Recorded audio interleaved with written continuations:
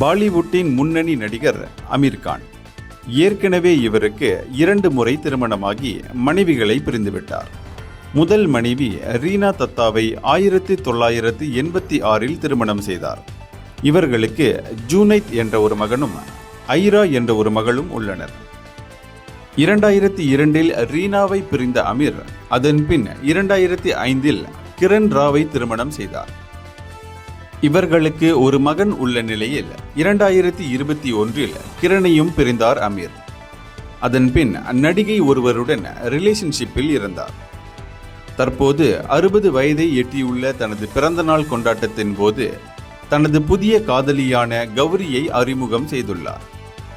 அமீர் கான் கூறுகையில், நானும் கௌரியும் 25 ஆண்டுகளுக்கு முன் சந்தித்தோம். 1.5 ஆண்டுகளாக சேர்ந்து வாழ்கிறோம். 60 வயதில் எனது திருமணம் மகிழ்ச்சியை தருமா என தெரியவில்லை. ஆனால் என் பிள்ளைகள் மகிழ்ச்சியாக இருக்கிறார்கள்.